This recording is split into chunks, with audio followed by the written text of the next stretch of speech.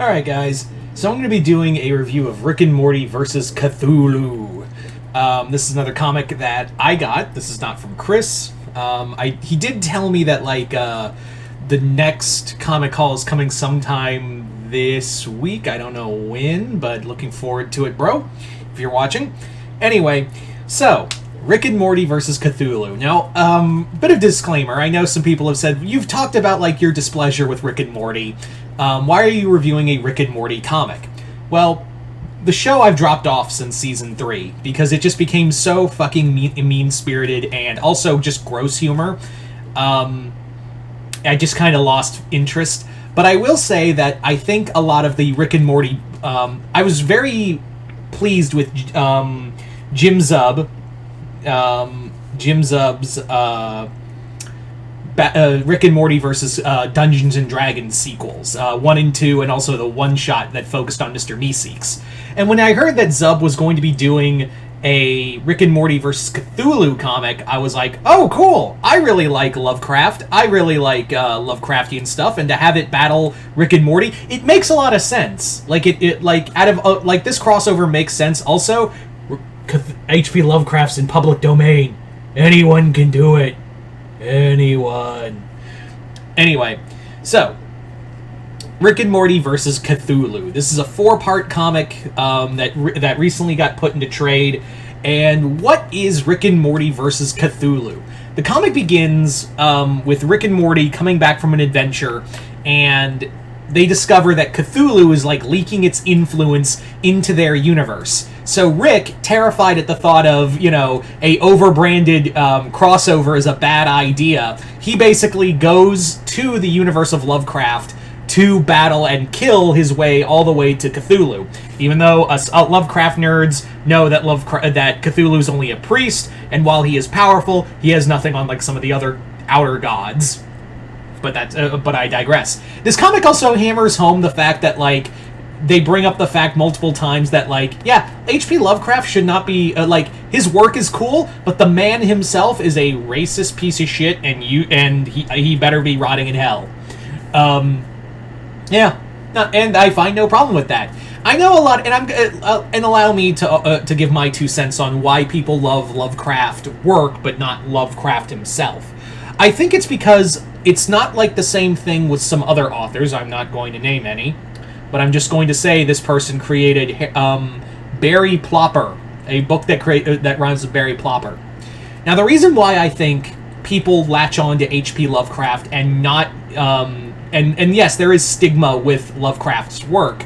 Look at some of the books. Some of the past books. There is some serious racism going on.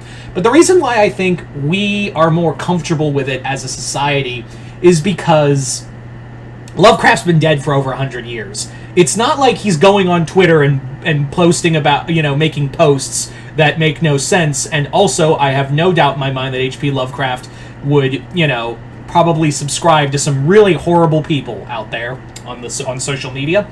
So I think that's why we can distance ourselves, and I think the perfect example of we conquered Lovecraft's racism was Lovecraft Country itself. Taking a cast of people who were demonized by H.P. Lovecraft and making them the main protagonist. That's just my 2 cents. I know there's a lot of other people who are vastly more educated on this social subject. This is just my 2 cents.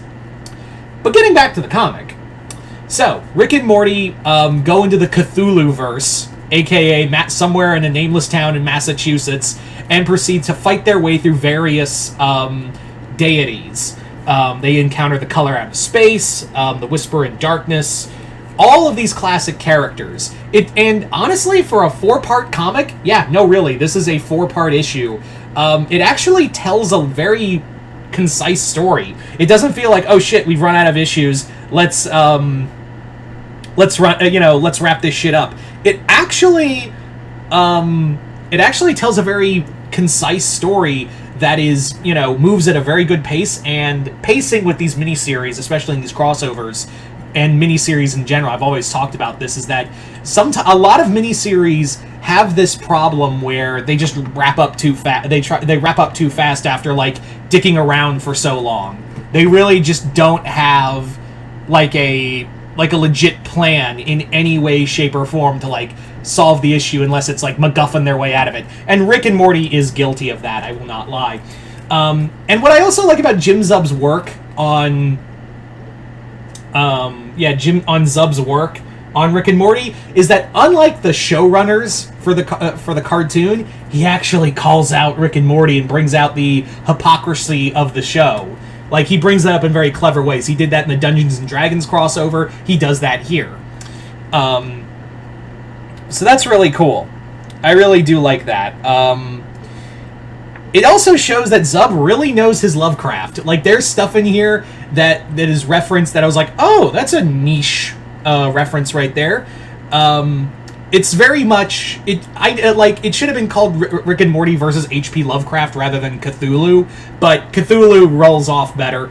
Plus, I don't know if it should have been Rick and Morty versus Lovecraft, but I guess it's more for a marquee value because we know who, out of all of the Lovecraft stuff, we know Cthulhu. Like, everyone knows who or what, or have like an understanding. And that's a funny word to put it when you're talking about, books about existential dread and knowing nothing and about how the universe works, about Cthulhu. So, yeah, it's really fun. It talks about, like, how Cthulhu, like, how he keeps his influence. And this is actually kind of clever in a fun way, is that basically Rick explains that, like, why, like, Cthulhu's been played out because his influence is still out there through crossovers, through like showing up in other media, and also getting like tabletop games and video games. And I was like, oh, that's kind of like, I know it's classic Rick and Morty cynicism, but it also makes a lot of sense in the context of the character of Cthulhu, where his influence is. It would have made more sense with Hastur, honestly, but I digress.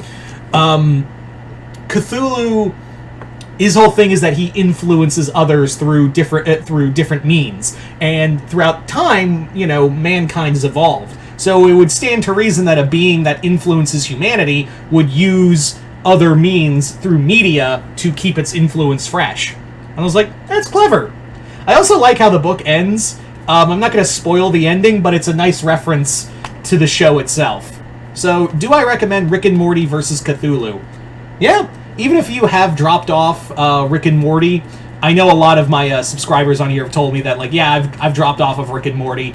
I would say give this a shot. This is definitely worth your time if you like Cthulhu and would like some fun poked at it, especially at the racist piece of shit that H.P. Lovecraft himself is, and also kind of like to see the characters of Rick and Morty get stuck to them. Yeah, give this a shot. I recommend it. I'd also recommend because I've done reviews on them too. I'd also recommend the Rick and Morty versus Dungeons and Dragons crossovers too. Those were fun as well. But anyway, so there you go, guys. That is pretty much my review. Once again, hope you all enjoyed this. I'm Mr. Multiverse. I'll see you next time in the Multiverse.